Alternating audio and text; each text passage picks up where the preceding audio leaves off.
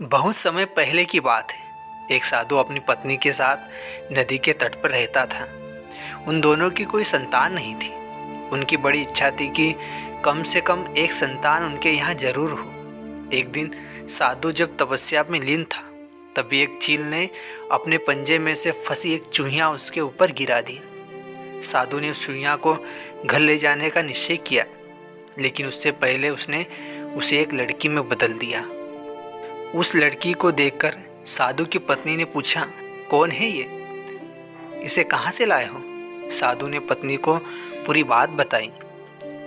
उसकी पत्नी बहुत प्रसन्न हुई और वह बोली, तुमने उसे जीवन दिया है, इसलिए तुम ही उसके पिता हुए हैं, और इसी तरह मैं भी उसकी माँ हुई। हमारे यहाँ कोई संतान नहीं थी, इसलिए भगवान ने इसे हमारे पास भेजा है। जल्द ही वह बच्ची एक सुंदर युवती बन गई। जब वह 16 साल की हुई तो साधु और उसकी पत्नी ने उसका विवाह करने का निश्चय किया। साधु ने सूर्य देवता का आह्वान किया। जब सूर्य देवता उसके सामने आए तो साधु ने उनसे उसकी बेटी से विवाह करने का अनुरोध किया। हालांकि लड़की को यह विचार अच्छा नहीं लगा और उसने कह दिया, क्षमा कीजिए, लेकिन मैं सूर्य देवता से विवाह नहीं कर सकती क्योंकि वह बहुत गर्म है।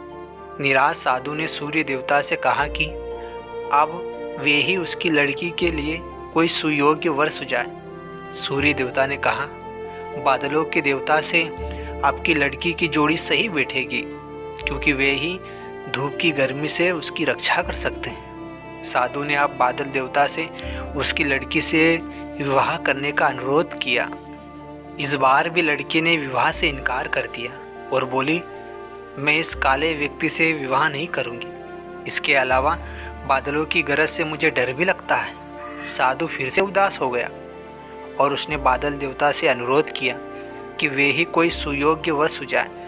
बादल देवता ने कहा, पवन देवता के साथ इसकी जोड़ी अच्छी रहेगी क्योंकि वे आसानी से मुझे उड़ा सकते हैं। साधु ने अब पवन देवता से विवाह का अनुरोध किया। इस बार भी लड़की ने विवाह से इनकार कर दिया और बोली, मैं ऐसे अस्थिर व्यक्ति से विवाह नहीं कर सकती जो हर समय यहाँ वहाँ उड़ता रहता है। साधु काफ़ी परेशान हो गया। साधु ने पवन देवता से ही कोई सुयोग्य वर सुझाने को कहा।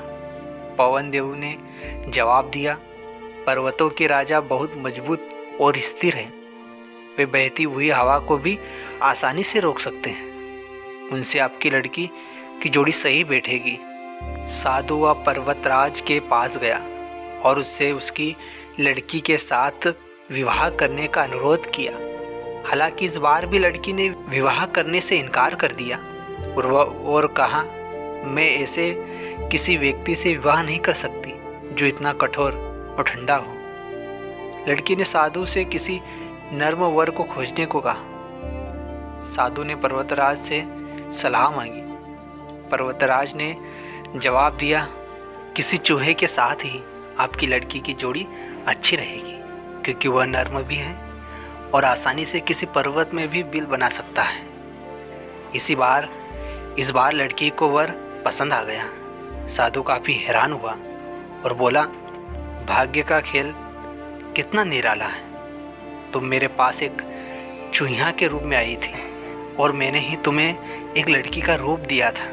चूहिया के रूप में जन्म लेने के कारण तुम्हारे भाग्य में चूहे से ही विवाह करना लिखा था और वही हुआ। भाग्य में जो लिखा था वही हुआ। साधु ने फिर से प्रार्थना शुरू कर दी और लड़की को दोबारा चूहिया बना दिया। तो दोस्तों, कैसी लगी आपको कहानी? यदि कहानी आपको अच्छी लगी हो तो वीडियो को एक लाइक कर दीजिएगा और चैनल पर नए आए हो तो चैनल को सब्सक्राइब करके बेल आइकन को ऑन कर दीजिएगा ताकि इसी प्रकार की आने वाली वीडियो आपको मिलती रहे।